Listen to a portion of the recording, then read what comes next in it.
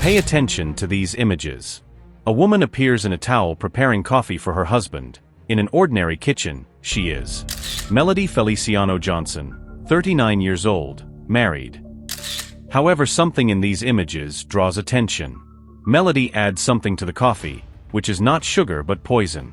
She checks to see if the poison was poured and then leaves, as if nothing had happened.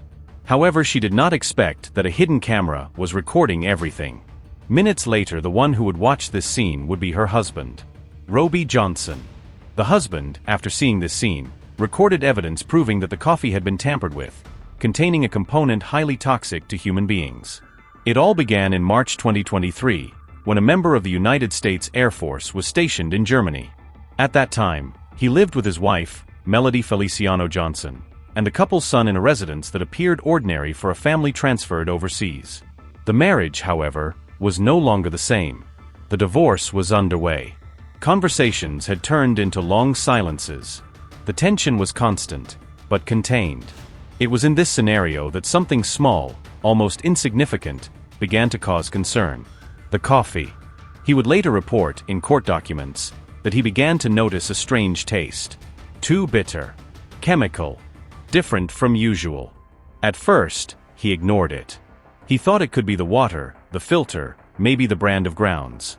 He kept drinking it for 2-3 weeks. After all, routine is routine, and his was rigid.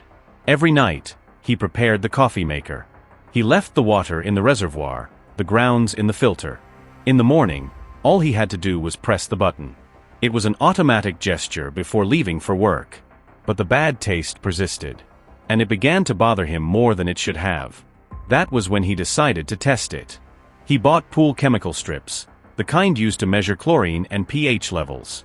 It was not a sophisticated procedure. It was almost improvised. But he needed a concrete answer. He dipped the strip into the coffee maker's water. Waited. The color changed quickly. Purple. High chlorine level. He repeated the test. The result was the same. Deep purple. It did not seem like a coincidence. According to the criminal complaint later filed, he began to suspect that someone was tampering with his coffee. Still in Germany, in May 2023, he made a silent decision. He installed a hidden camera in the house. The captured images show Melody Feliciano Johnson, then still his wife, entering the kitchen. She approaches the coffee maker, checks if it is prepared. Then she walks to the sink, opens the lower cabinet, picks up something that cannot be clearly identified from the first angle, returns to the machine, pours the contents into the water reservoir, looks over her shoulder, leaves the kitchen. In later recordings, he appears in front of the camera, holding the chemical strips again. His voice is controlled, but filled with tension. He dips the test into the water and says, even before the reaction is complete, it's going to turn purple. And it does. He explains to authorities that he prepared the coffee every night. According to his account, between the moment he left the machine ready and the following morning, his wife would have tampered with the contents. The recordings appear to support this version. As the days pass, he stops drinking the coffee but continues pretending. He did not want to alert her. He wanted to record more evidence. With each new test, the same pattern, elevated chlorine levels. On some occasions, he reports smelling a strong bleach odor when opening the coffee maker. On others, he notices that the inside of the machine felt slippery to the touch, as if there were recent chemical residue. Even so, he does not report it immediately. The decision to wait seems strategic. He preferred to file the report in the United States. Shortly afterward, the family is transferred back, this time to Arizona. The change of country does not alter the dynamic inside the house. The cameras continue recording, now with additional angles. Some images show her taking a container from under the laundry sink, then crossing the room to the kitchen. The gesture is repeated: open the lid, tilt the bottle, pour into the reservoir. Always looking around before leaving. In early July, he takes the videos to the Tucson police. He shows the recordings at the station counter. But the first report does not generate immediate action. The images, at that moment, did not clearly allow identification of the liquid being poured. He returns home. Installs new cameras, some disguised as smoke detectors. Adjusts the framing to better capture the container. Shortly after, the images become clearer.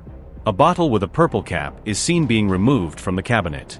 The contents are poured into the coffee maker. Then the bottle returns to its place. When investigators analyze the situation, they find liquid with a bleach odor inside the machine. Under the bathroom sink, an almost empty container with a similar smell. On July 18, 2023, Melody Feliciano Johnson is arrested. The initial charge is serious, attempted first-degree murder. After the arrest, the case stopped being merely domestic and began occupying space in the news. What until then had been a suspicion recorded on home videos became a formal accusation in the Arizona judicial system. Melody Feliciano Johnson was initially indicted for attempted first-degree murder. Prosecutors argued that the repeated pouring of bleach into the coffee maker constituted a deliberate attempt at poisoning. Bail was set at $250,000, an amount that kept Melody in custody for months. But, as happens in many criminal cases, the public narrative began to fragment. On one side were the videos, images of her walking to the coffee maker, pouring a liquid, looking around. There were also the chemical tests indicating elevated chlorine levels in the water intended for consumption. For many, that seemed sufficient. On the other side, the defense emerged. The attorneys began questioning the technical severity of the alleged poisoning. They argued that the initial narrative, that a lethal dose of bleach had been administered, was exaggerated. Reports presented by the defense included records of calls to the Poison Control Center and chemical analyses that, according to them, indicated that the amount involved would not be enough to cause death or serious permanent harm. The strategy was clear: reduce the symbolic weight of the accusation. The argument did not completely deny the conduct. It repositioned its intent. The defense suggested that there was no concrete proof that the objective was to kill. It also questioned the assumption that the act had financial motivation, such as collecting benefits in the event of death. Meanwhile, details of the marital life began to emerge. The nearly 18-year marriage was described as unstable in recent times. According to statements presented in court, there were mutual accusations of infidelity. Arguments related to alcohol consumption. Episodes described as emotionally exhausting. The defense brought Melody's mental health to light. Formal diagnoses of anxiety and depression were mentioned. She reportedly began medication treatment while she was incarcerated.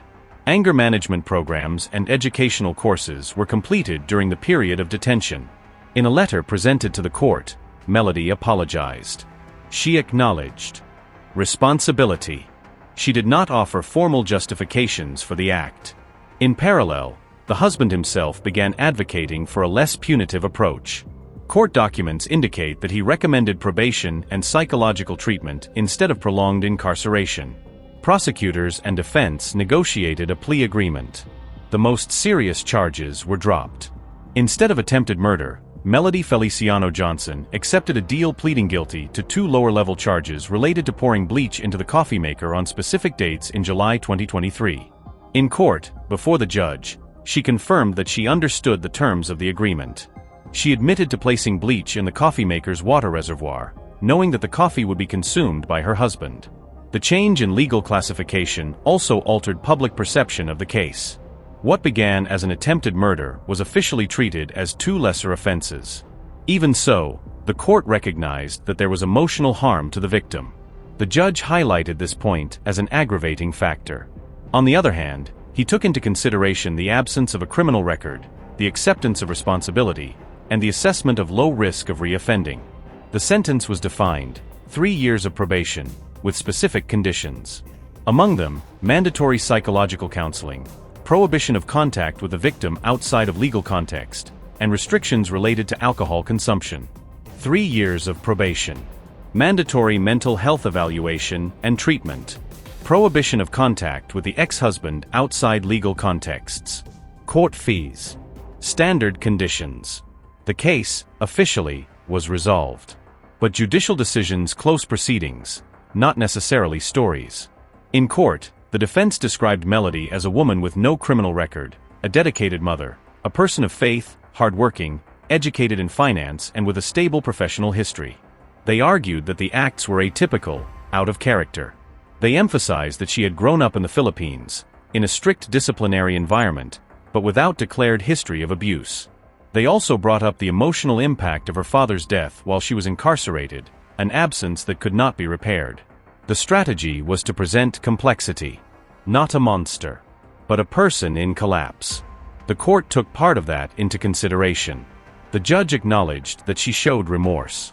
He observed that she appeared rehabilitable. He considered the fact that the ex-husband himself recommended treatment instead of prolonged incarceration. But he also made it clear that there was emotional harm. Because, regardless of the exact amount of bleach or the technical discussion about toxicity, the idea that someone could repeatedly alter something intended for your daily consumption produces a type of trauma difficult to measure.